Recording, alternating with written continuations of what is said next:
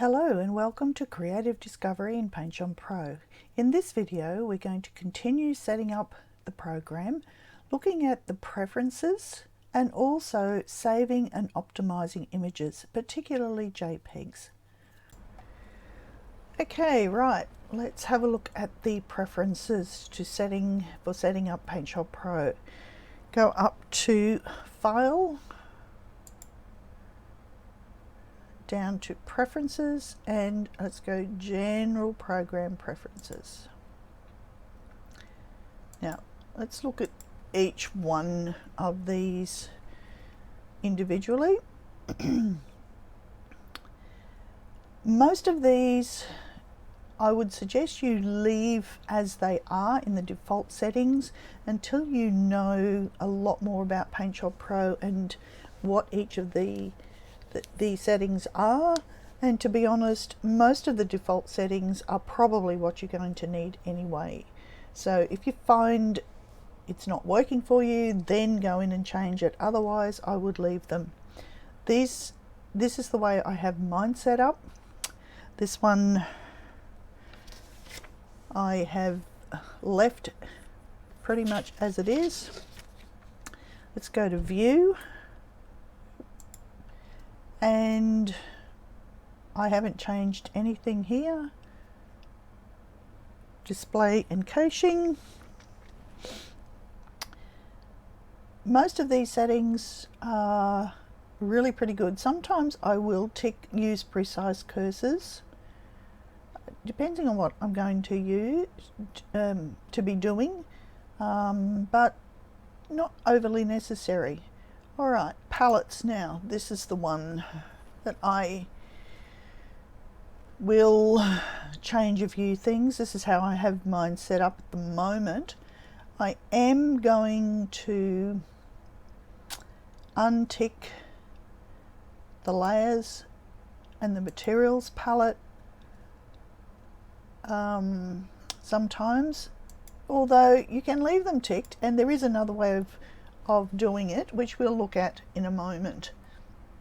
But the docking means that it will just attach itself to the side of the workspace, so you will have it there in the same place all the time. If you untick the docking, that means you can grab that palette and move it around wherever you want to. I have two monitors, which makes it quite handy to put the palettes on the second monitor while I'm working on the main monitor. Alright, the miscellaneous, nothing in this one. Units, I've left this. Keep this on pixels. We work with pixels most of the time. Now, transparency and shading, this is another one you might want to change. This is the default settings, which I will probably use most of the time. I have played around with this. The grid size, you'll have tiny little squares or big ones, your choice. Now the color scheme, its default is light grey, but if you want a solid color, so you get two different solids, there's medium grey, which is still the squares. Then you come down into these, which you've got colours, green and white, so colour 1, colour 2. And then you can come into customs. They have some custom ones already in here, but you can go in there and click on that and pick your own custom colour if you wish. So if you have your favourite colours, you can set this up the way you would like to. I'm going back to light grey. Now, warnings, I would enable all of these for the moment. Auto action, I would leave this as it is. Going into manage, again, I'd leave this. Auto preserve, definitely tick that. Now, the tabs, if you've just opened PaintShop Pro, you will probably find it's set as the welcome as the default. You don't really want to go onto the welcome page every single time you open it. Just have it set up as edit as the default, and then it will open this workspace for you every time. Okay, now let's have a look at those palettes that we were allowing docking of and not docking. Over here, for instance, the materials palette, I have mine docked at the moment, but your palette probably will look a little bit more like that. You can go up and have this little pin at the top. That's what I've clicked on to get that to hide over there. On the side, it is docked, it is attached, but if I want to be able to unattach it at the moment, this little arrow here, I've got it on auto hide, which means it's going to hide over to the side, but it's easy enough for me to open it. And if you've only got one monitor, this is the most ideal thing for you to do. So it's not in your road when you're working, but you can very easily access it when you want to. So if I unclick auto hide, so it's not hiding on the side anymore, it's going to, all right, these little things in the center that come up, if you want to dock it, just click on that one and it'll attach itself over there.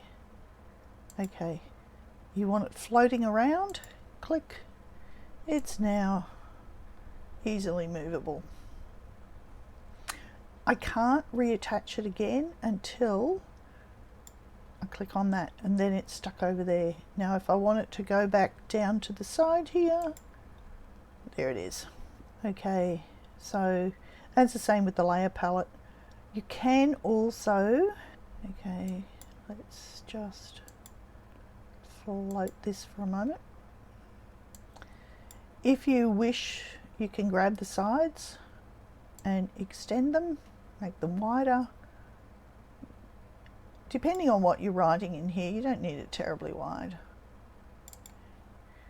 Okay, I'm going to pin it back over to the side for the moment. Okay, now another thing with preferences, let's have a look at the auto save. So again, go to File, Preferences, Auto Save Settings.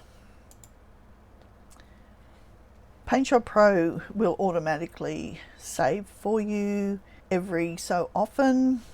If a crash happens, then you won't have to go right back to the beginning of everything that you've just worked on. Once it used to be every 2 minutes that you could save it at. Now this, I've noticed the last ones are down to 5, so I will put mine at 5 minutes. You can do the same. If you leave it at 15, then you will have to do everything. If a crash happens, you have to do everything again from the last 15 minutes. I prefer to be it as small as possible. PaintShop Pro doesn't crash very often, but it has crashed on me, and I have had to go back and redo things, or my computer just will shut down. No notice at all, and it will shut down, and then you have to just do everything again. Now another really handy feature, if you're working on something and you need to stop working for whatever reason, and you don't want to leave PaintShop Pro open and your computer going, you can go to File, Workspace, and Save.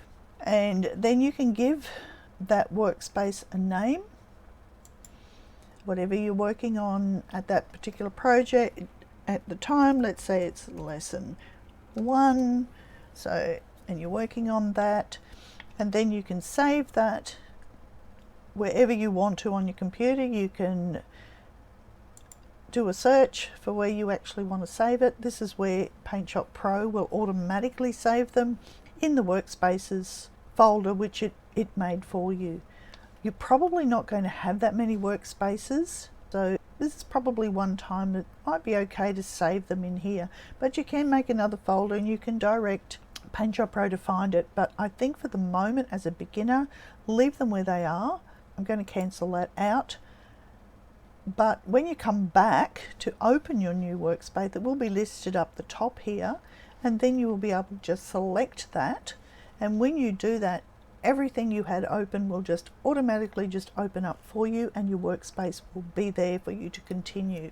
All the it will open exactly as you left. A very handy feature. Okay, now we're going to have a little look at saving some images. So go down to the organizer and double click on the emu here and open it up. Now I'm going to duplicate this first. Before you work on any image, it's a good idea to duplicate it. A couple of ways of doing it. You can go to Window and hit duplicate, or as you see there, you can press Shift plus D. So duplicate, close your original down.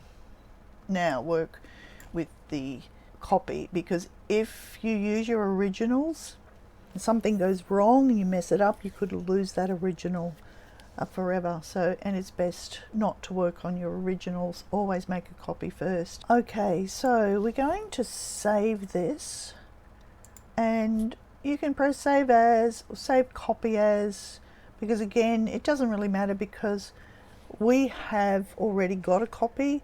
If you were working on your original, I would definitely recommend you press the save copy as. Let's go to File, Export JPG Optimizer. We'll talk about the others later. Change the zoom settings to 10 and just grab him and move him over so you can see the background. Now this is the before and the after, so you'll be able to see the differences when we compress the image. Now I have mine set at 15. I think the default is 20, but let's change to a 1 first of all, which is the lowest number you can use. You can go from 1 to 99. When you hover over that, you'll see compression 1 to 99. Now this here shows the uncompressed file size. So the original photo, which was quite a large photo, that's a lot of space.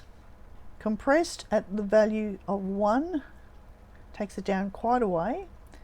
If we change that to 15, it's changed right down. If we use the default settings at 20, it comes down even more.